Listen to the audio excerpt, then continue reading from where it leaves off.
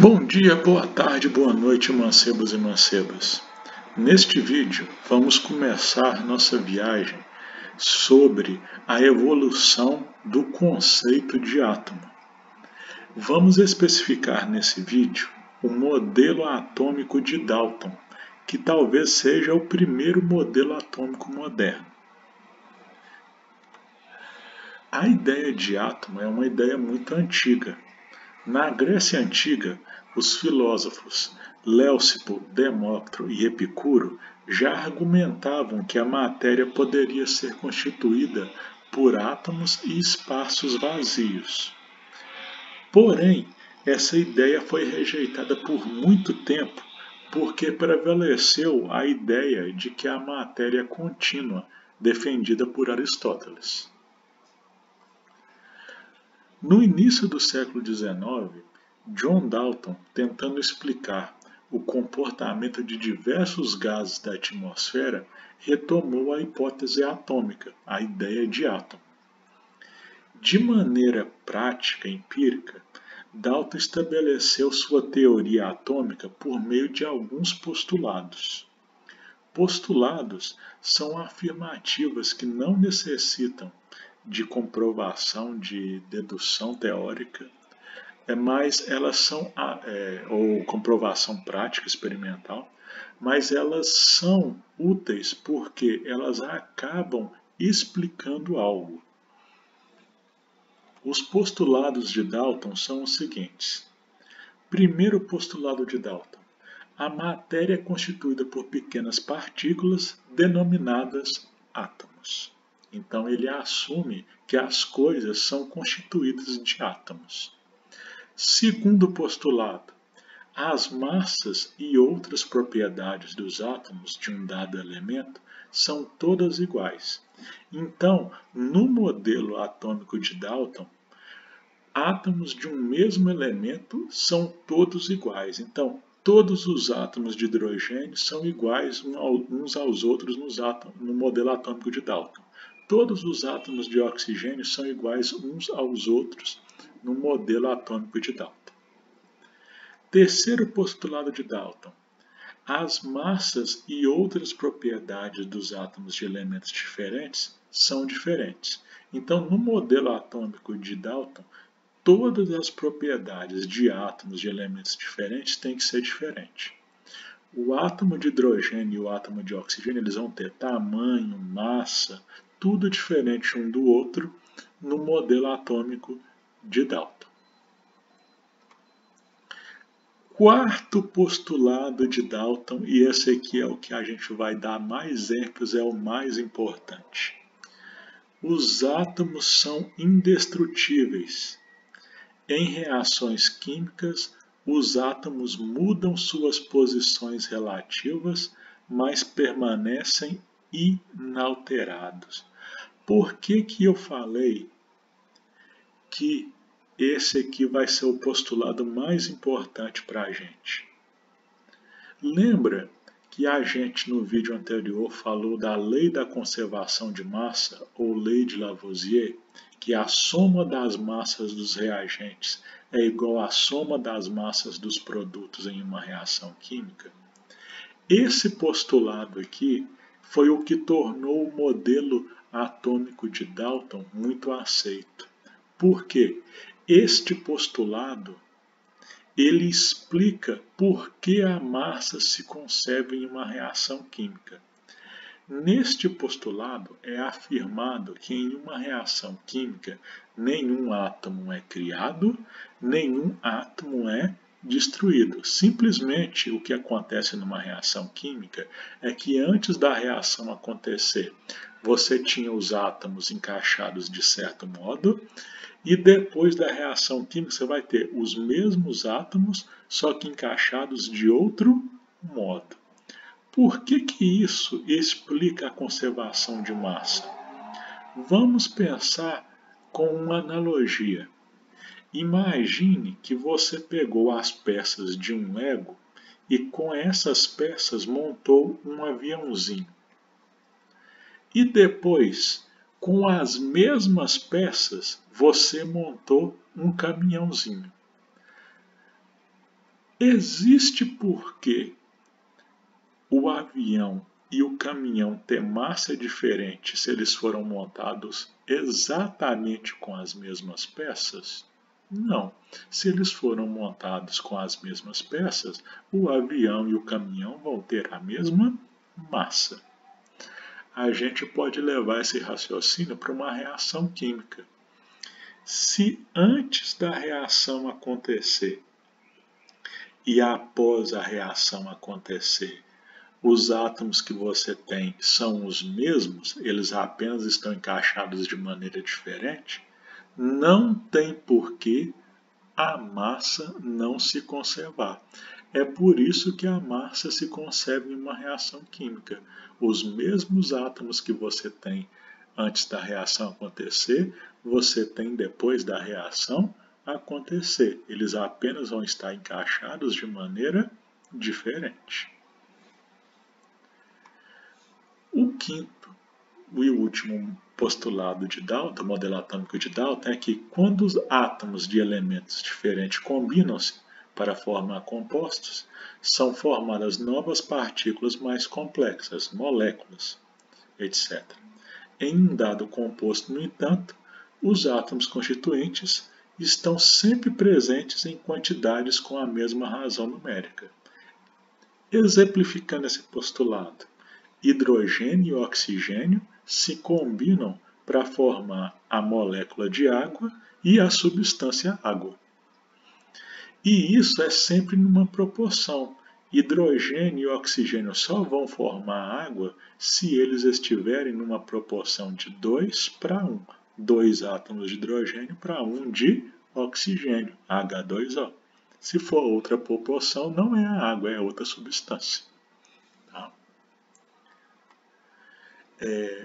No modelo de Dalton, a gente fala simplesmente que o átomo é uma esfera indivisível. Então, por muitas vezes, o modelo de Dalton é apelidado de modelo da bola de bilhar, porque simplesmente você pode tratar o átomo como sendo uma bola. Tá? Dalton, em seu modelo, ele propôs alguns símbolos para representar os elementos constituídos na época. Tá? Então, seus símbolos eram círculos que às vezes eram preenchidos com algum desenho. Então, por exemplo, o símbolo do hidrogênio era um círculo com um pontinho no meio. O símbolo do alumínio era um círculo com 4 pontinhos dentro dele. Ou o símbolo da prata era um círculo com um S dentro do círculo. Tá? Então, a gente poderia, por exemplo, representar as moléculas com esses símbolos. Então, por exemplo, a água, que é H2O, o símbolo do oxigênio é simplesmente o círculo, e acompanhado de 2 círculos com um pontinho, que é o símbolo do hidrogênio. 2 hidrogênios e 1 oxigênio seria a representação da molécula de água. Ou, por exemplo, o dióxido de carbono CO2 seria uma bolinha totalmente preenchida, colorida, que é o símbolo do carbono, e 2 círculos sem nada, que é o símbolo do oxigênio, CO2, um carbono, 2 oxigênios. Tá? Agora, imagina se toda representação que você fizesse, você tivesse que fazer desse jeito. Né? Desenhar formas de várias substâncias, sempre tendo que desenhar. Isso é muito complicado, muito pouco prático. Tá? Então, hoje é mais utilizada a simbologia que foi proposta por Berzelius, que utiliza de letras. Tá? Em geral, se usa a primeira letra do nome original daquele elemento, que geralmente está em grego ou latim. Então, por exemplo, o fósforo, cujo nome original é fósforos, escrito com P, seu símbolo é P. Tá? O mercúrio,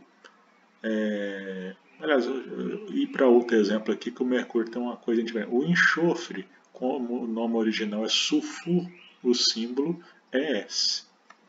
Alguns elementos que possuem um outro elemento que começa com a mesma letra, se usa uma segunda letra para diferenciar. Tá? Por exemplo, o cádmio, não é representado só como C, porque também tem o carbono, tem o cálcio, tá? É usado CD. A segunda letra é sempre minúscula, tá? Cálcio se usa Ca, segunda letra minúscula, tá?